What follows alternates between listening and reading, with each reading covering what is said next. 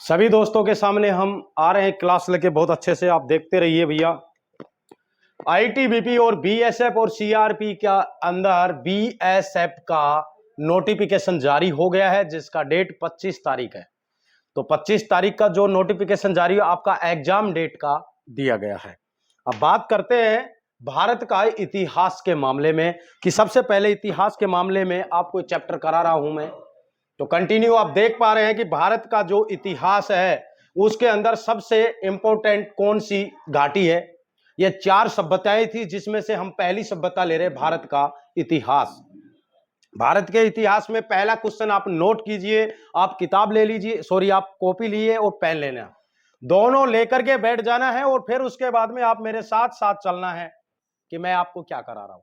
ये क्वेश्चन आपको नोट करने हैं। ज्यादा लंबी वीडियो नहीं बनाऊंगा, ज्यादा से ज्यादा 5 मिनट की बनाऊंगा, ठीक है भैया। कम से कम सब्सक्राइब कर लो, देख तो लिया करो इस वीडियो को, वो भी तुम नहीं करते। तो जो आज सोया है ना, तो वो कल रोएगा। और मेरे पास जो कमेंट करते हैं ना, सर अभी ये पढ़ाया नहीं, आपने क्लास नहीं डाला। जब क्लास डाल रहा हूं तो मैं आज ही क्लास डाल रहा हूं, तो देखता हूं कितने देखते हैं। तो नोट कीजिए, सिंधु घाटी सभ्यता का सबसे पूर्वी स्थल कौन सा है। सिंधु घाटी सभ्यता का जो सबसे पूर्वी स्थल, भारत का चित्तर उत्तर से और दक्षिण की तरफ ऐसे हम देखते हैं, तो जो पूर्वी हिस्सा ये है, तो उसका सबसे पूर्वी हिस्सा जो सिंधु घाटी सभ्यता का, यानी कि उसमें जो पूर्वी सभ्यता है, यानी कि पूर्वी स्थल कौन सा है। सिंधु घाटी सभ्यता में पूर्वी स्थल कौन सा है। आलमगीर उत्तर प्रदेश के अंदर स्थित है। नंबर 1 आएगा आलमगीर।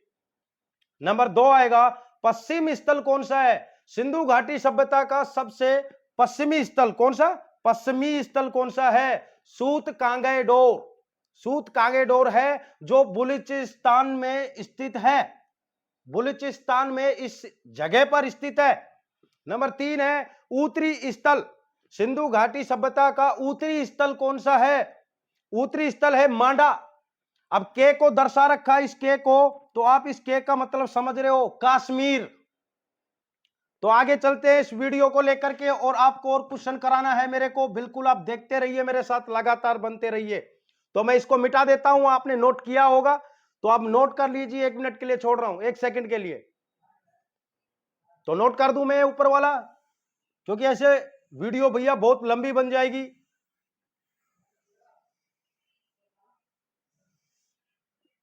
और दक्षिणी स्थल कौन सा है। भारत के इतिहास में सिंधु घाटी सभ्यता का, सिंधु घाटी सभ्यता का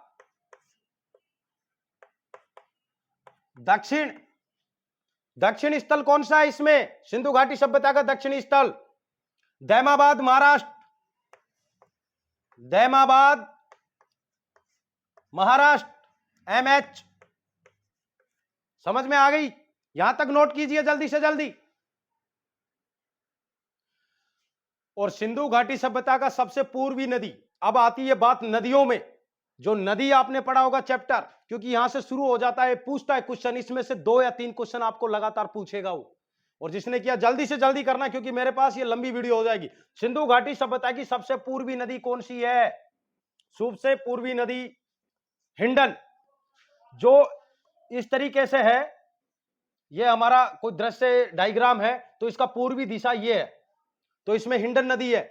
और सिंधु घाटी सभ्यता की सबसे पश्चिमी नदी कौन सी है। सबसे पश्चिमी नदी है दशक, ये दशक है। सिंधु घाटी सभ्यता की सबसे उत्तरी नदी कौन सी है। चिनाब, रावी और झेलम, ये आपने पढ़ा होगा, तो इसमें चिनाब आएगा।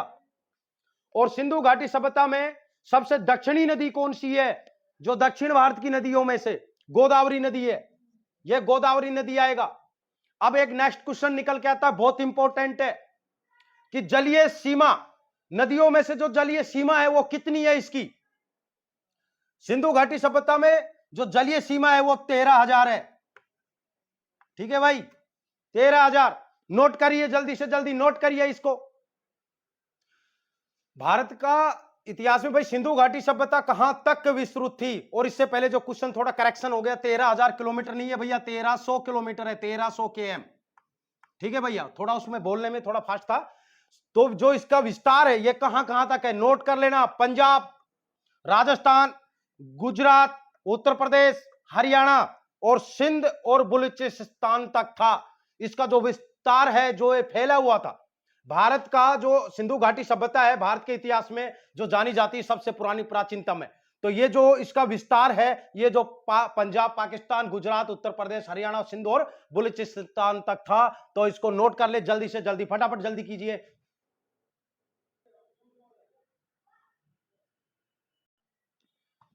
सिंधु घाटी सभ्यता की पूर्वी पश्चिमी विस्तार याद रखो, इसको नोट कर लो। इसका जो विस्तार है 1600 किलोमीटर तक का है भैया, 1600 किलोमीटर तक का सिंधु घाटी सभ्यता का पूर्वी पश्चिमी विस्तार 1600 किलोमीटर है। नोट किया, जल्दी से जल्दी नोट कीजिए। नेक्स्ट, उत्तरी और दक्षिणी विस्तार। सिंधु घाटी सभ्यता का उत्तरी और दक्षिणी, उत्तर का भाग और दक्षिण का भाग, जहां उत्तर से लेकर दक्षिण तक 1400 किलोमीटर के अंदर फैला हुआ है। अब कुल क्षेत्रफल की बात होती है, ये तो हो गया आपका पूर्वी और पश्चिम, पूर्व से लेकर के पश्चिम की तरफ, और ये हो गया आपका उत्तर से लेकर दक्षिण की तरफ। ठीक है भैया, इन दोनों का कॉलम ये बनता है, ये हो गया उत्तर, ये हो गया दक्षिण, ये हो गया पूर्व और ये हो गया पश्चिम। समझ में आ रहा है? इस तरीके से इन दोनों का विस्तार हो चुका है, ये आपको नोट करा दिया है। कुल क्षेत्रफल, इनका जो कुल क्षेत्रफल फैला हुआ है, यह कुल क्षेत्रफल फैला हुआ है वो 20 लाख वर्ग किलोमीटर में फैला हुआ है। 20 लाख वर्ग किलोमीटर में फैला हुआ है। सिंधु घाटी सभ्यता का कुल क्षेत्रफल कितने वर्ग किलोमीटर में फैला हुआ है? 20 लाख वर्ग किलोमीटर में। अब इंपॉर्टेंट क्वेश्चन आता है, ध्यान रखना, इंपॉर्टेंट है ये, इंपॉर्टेंट लगा लेना। खोजा जाने वाला पहला स्थान, सिंधु घाटी सभ्यता का खोजा जाने वाला पहला स्थान हड़प्पा। ये जो दिख रहा है आपको हड़प्पा, साफ कर देता हूं, नोट करना भैया, नोट करना, जल्दी से जल्दी नोट करना इसको। हड़प्पा है, यह जो हड़प्पा है पाकिस्तान में है, पाकिस्तान। ठीक है भैया, जल्दी से नोट करो। सिंधु घाटी सभ्यता में, इस सिंधु घाटी सभ्यता को हड़प्पा सभ्यता के नाम से भी जाना जाता है भैया, ध्यान रखना, किसके नाम से जाना जाता है?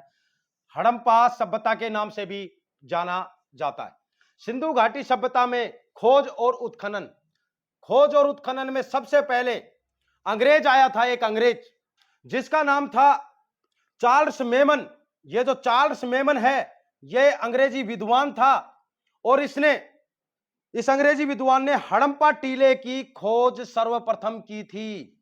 हड़प्पा टीले की खोज, मैं इंडिकेशन कर देता हूं, ये देखिए, हड़प्पा टीले की खोज सर्वप्रथम की थी। ठीक है, आप इसको नोट कर लीजिए, बस इतना ही कर लीजिए कि इसकी खोज सर्वप्रथम चार्ल्स मेसन ने नामक अंग्रेजी विद्वान ने हड़प्पा टीले की खोज की। कब की?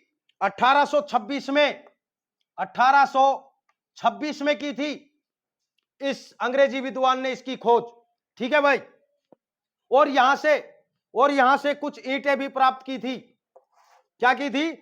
कुछ ईंटें भी प्राप्त की थी।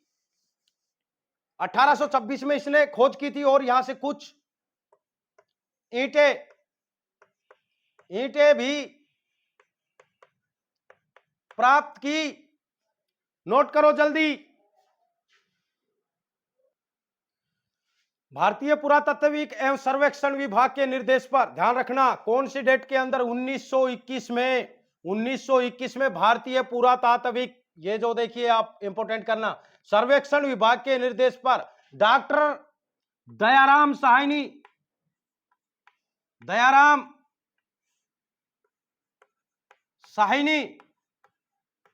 ये जो दयाराम साहनी के, नोट करिए जल्दी, दयाराम साहनी की अध्यक्षता में हड़प्पा नामक स्थल की खोज की गई। ध्यान रखना, और इसका आकर्षण किसका? भारतीय पुरातत्विक एवं सर्वेक्षण विभाग का जो आकर्षण है सबसे ज्यादा इसी समय हुआ था, आकर्षण। और इस समय अध्यक्ष कौन थे? अध्यक्ष थे जॉन मार्शल। उस समय जॉन मार्शल अध्यक्ष थे। नोट कर लेना भैया, बता रहा हूं, नोट कर लेना, मैं ज्यादा लंबी वीडियो नहीं खींचूंगा। सिंधु घाटी सभ्यता उत्खननित किया जाने वाला प्रारंभिक स्थल और प्रारूप स्थल। आपको याद है कि हड़प्पा की खोज के बाद से वर्तमान तक इस सभ्यता के लगभग 1500 स्थलों की खोज की गई। ठीक है भाई, ये हड़प्पा सिंधु घाटी सभ्यता में उत्खनित किया जाने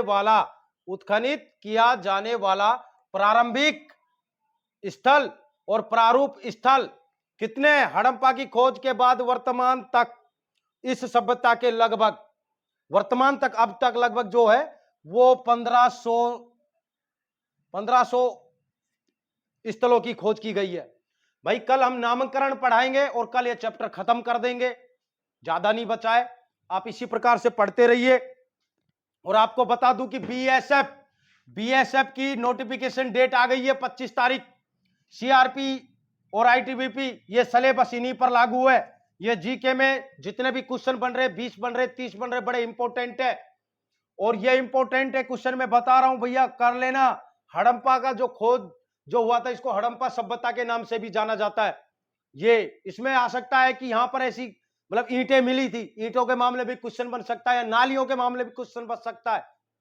ये सभ्यता ग्रामीण सभ्यता थी, जहां किसकी पूजा की जाती है, ये सब आगे पढ़ाऊंगा। कल वाले चैप्टर में सभ्यता खत्म, पढ़ने की जरूरत ही नहीं है आप लोगों को। भाई जैसा मैं पढ़ा रहा हूं आप पढ़ते रहिए और ज्यादा से ज्यादा इसको लाइक कीजिए, शेयर कीजिए।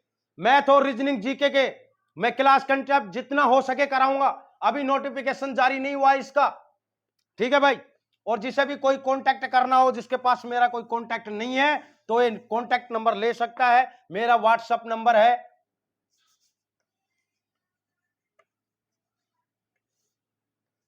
6005112956।